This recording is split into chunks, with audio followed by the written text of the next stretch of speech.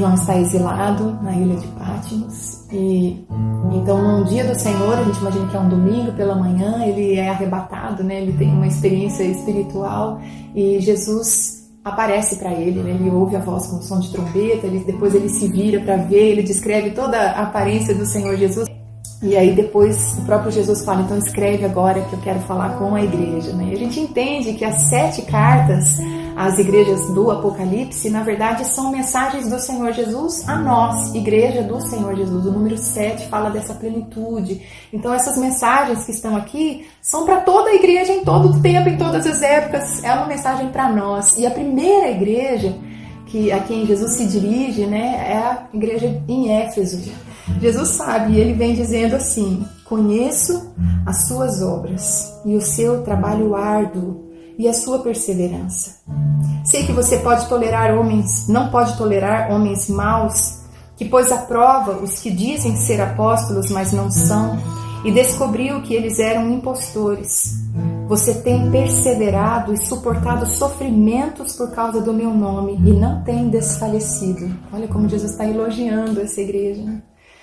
Contra você, porém, tenho isto: você abandonou o seu primeiro amor. Lembre-se de onde caiu, arrependa-se e pratique as obras que praticavam no princípio.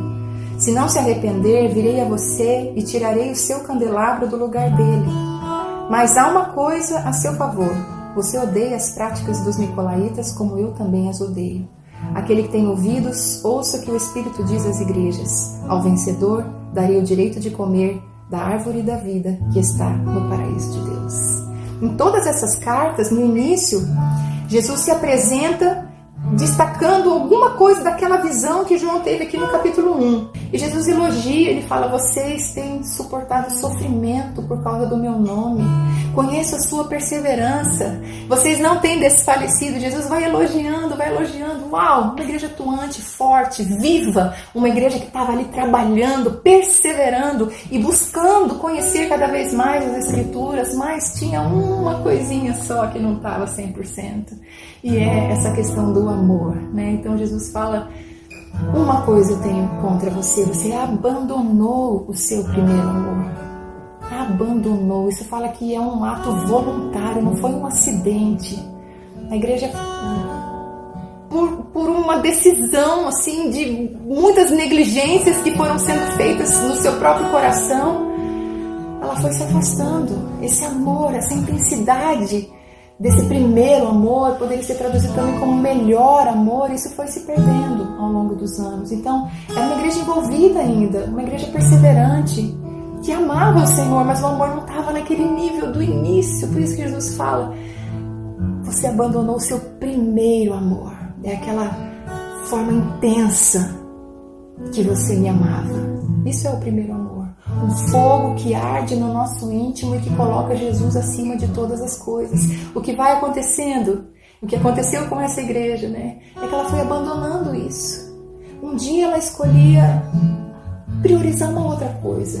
No outro dia ela escolhia: não, agora eu vou ter um tempo para isso, agora eu vou ter um tempo para isso. E foi deixando, provavelmente, essa comunhão, essa adoração, essa contemplação, esse tempo que a gente fica diante do Senhor e se deslumbra com Ele, e se envolve na presença dEle, e se satisfaz dEle. Talvez isso foi se perdendo, e talvez ela continua muito ativa, e às vezes isso acontece com a gente ainda está muito ativa, a gente faz muita coisa pelo Senhor, mas esse momento de estar com Ele, essa contemplação, essa adoração vai se esfriando, então o amor vai decaindo. A gente não ama mais como amava antes, né? Quando Jesus fala: lembra de onde você caiu. A Bíblia tantas vezes fala que a gente não pode olhar para trás, né? A Bíblia fala que aquele que põe a mão no arado e olha para trás não é digno. A Bíblia fala que, Paulo fala, né, avançando para as coisas que estão diante de mim, prossigo para o alvo, sempre para frente. Mas tem um momento que é muito importante olhar para trás. Veja de onde você caiu. Então olha para trás. Como que era a sua vida com Deus antes? Como eram os seus momentos de adoração? Quanto tempo você passava com Ele? Quando você chorava, só Ele. Só você e Ele ali. E você se deslumbrava com a glória dEle e você chorava, porque o seu coração era cheio pela presença dEle. Lembra como era? sua vida de jejum, o quanto você lia da palavra, o quanto você se alegrava em Cristo, o quanto você ia feliz para a igreja, porque você ia ter esse momento com seus irmãos e com a presença manifesta do Senhor ali naquele lugar. Lembra de onde você caiu.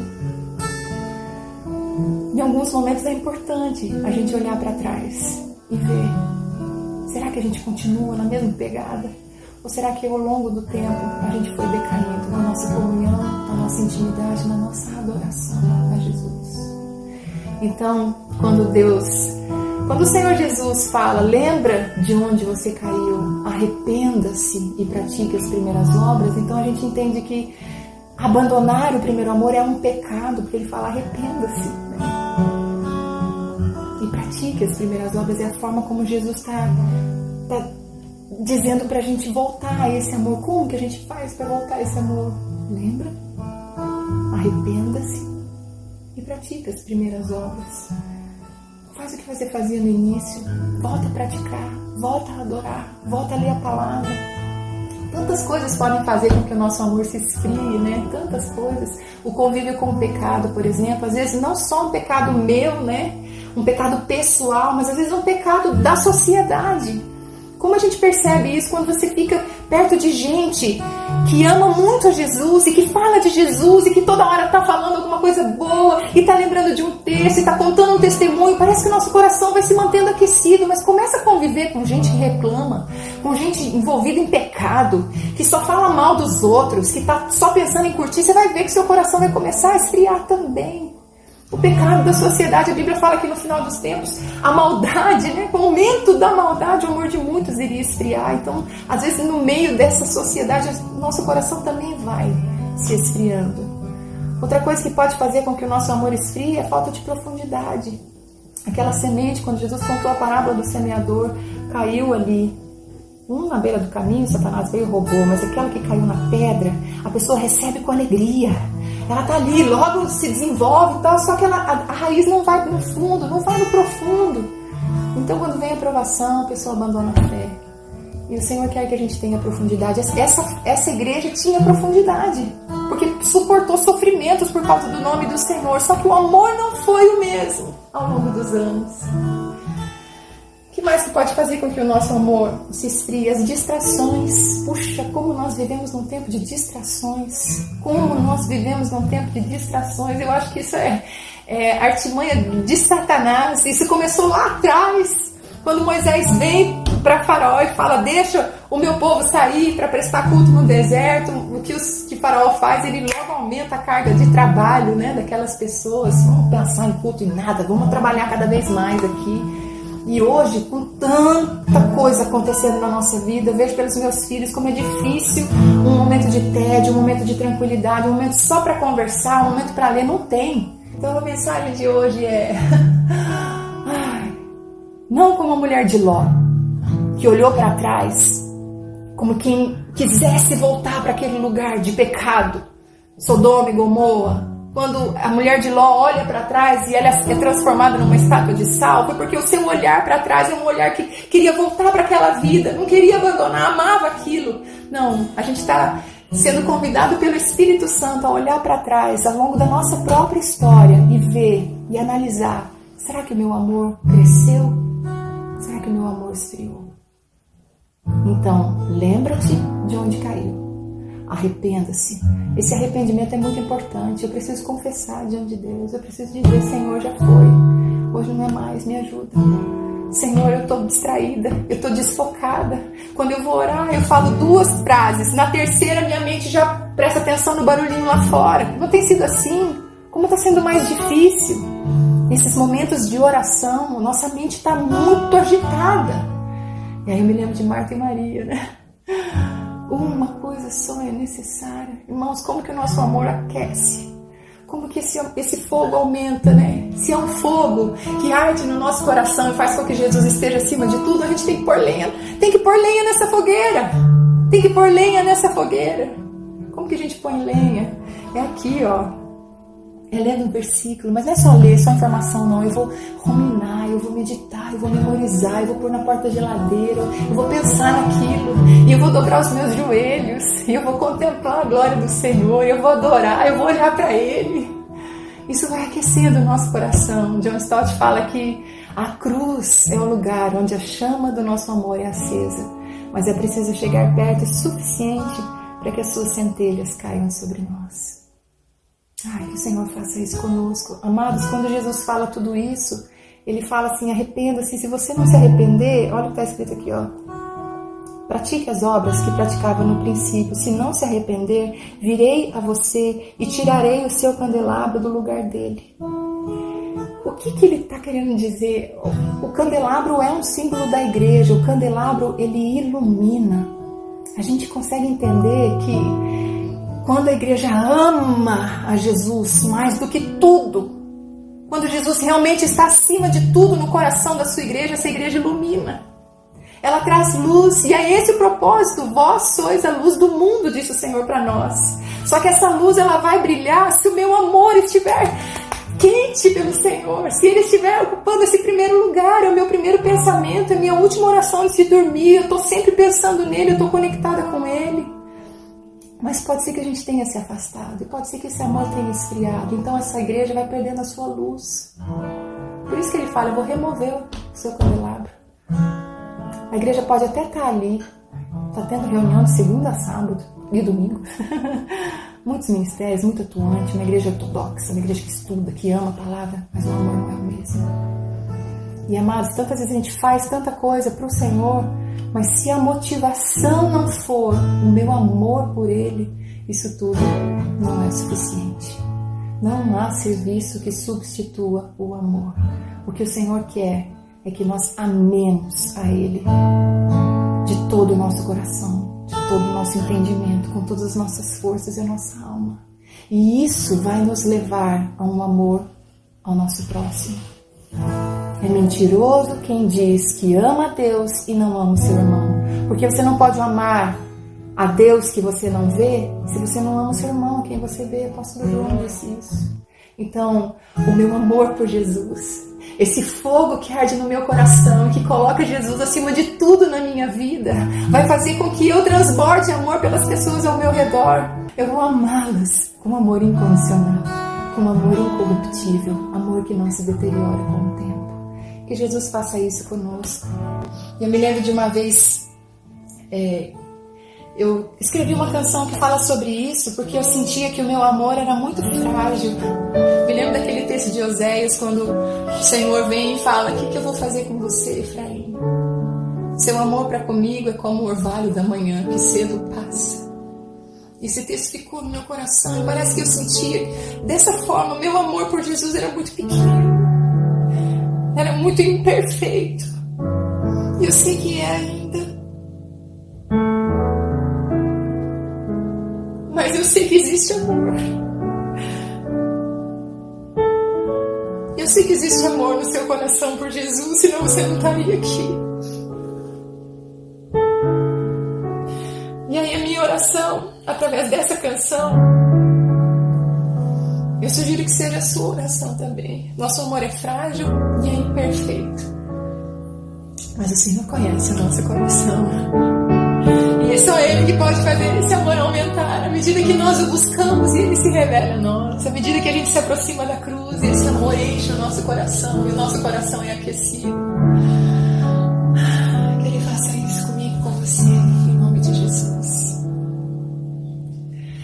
Inicia em mim uma nova obra de amor, renova dentro em mim o meu primeiro amor, pois quero desejar-te mais, desejo ansiar-te por inteiro.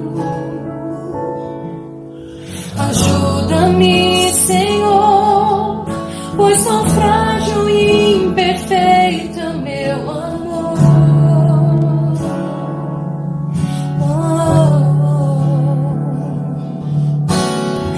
Inicia em mim uma nova obra de amor, renova dentro em mim o meu primeiro amor,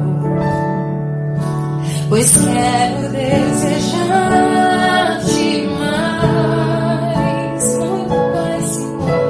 desejo ansiar-te por inteiro. Ajuda-me, Senhor, pois tão frágil e imperfeito é o meu amor. Toca-me, Senhor. Toca-me, mas de tua presença em meu ser eu preciso, Jesus. Transforma-me, quero amar-te bem mais que a mim mesmo. Me leva este amor. Toca-me, mas de tua presença em meu ser eu preciso, Jesus. Transforma-me, quero amar-te bem mais que a mim mesmo. Me leva este amor.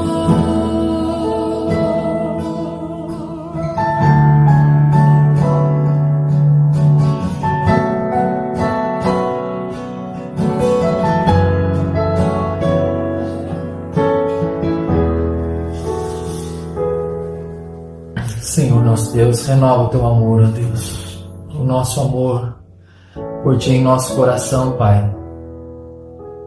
Ó Deus, nunca chegaremos perto o suficiente do Senhor, por isso, ó Deus, atrai o nosso coração, ó Deus, para desejar o Senhor mais que tudo, Senhor, mais que todos. Que a tua presença, ó Deus, seja aquilo que a gente busque incessantemente, Senhor, no coração. E o teu reino, ó Deus, seja o primeiro aqui, Senhor, em nossas vidas, em nossas casas. Renova o nosso amor por ti, Jesus. Nosso amor é frágil, Senhor. Dependemos do teu Espírito Santo. Nos arrependemos, Senhor. Dependemos do teu Espírito Santo para, ó Deus, nos achegarmos mais perto de ti, Senhor. Pelo novo e vivo caminho. Em nome de Jesus, nos ajuda, Senhor. Amém, Senhor. Nos ajuda, Senhor. Inclina o nosso coração para ti. Dá-nos um coração humilde, Senhor. Dá-nos um coração quebrantado, Senhor. Coração, ó Deus, não cheio de nós mesmos, mas dependente do Senhor e submisso, Senhor, à tua vontade e uns aos outros, Pai, em nome de Jesus. Amém. Senhor, em nome de Jesus, toca na vida de cada um, Pai. Cada um, ó Deus. Eu sei que pode haver ali pessoas, ó Deus, que estão tristes, magoadas, desesperadas, sem esperança, ó Deus. Pessoas, ó Deus, que estão desanimadas, Senhor, mas o Senhor é a nossa vida, é a nossa alegria, nosso ânimo, Senhor. Nós estamos diante de Ti, Senhor, Te buscando nessa hora, crendo que o Senhor é poderoso para fazer infinitamente mais por nós, ó Deus. Mais do que pedimos, mais do que pensamos, conforme o Teu poder que opera em nós, Jesus. Ó Deus, em nome de Jesus, toca na vida desses meus irmãos, Pai. Teu reino não é desse mundo, Pai, Sim, mas os reinos desse mundo se prostram diante do Teu reino, Senhor. Ajuda-nos, Senhor. Ó Deus, em nome de Jesus, que os nossos olhos sejam colocados diante do Senhor, que a nossa fé seja em Ti, Pai, em nome de Jesus. Amém. Amém.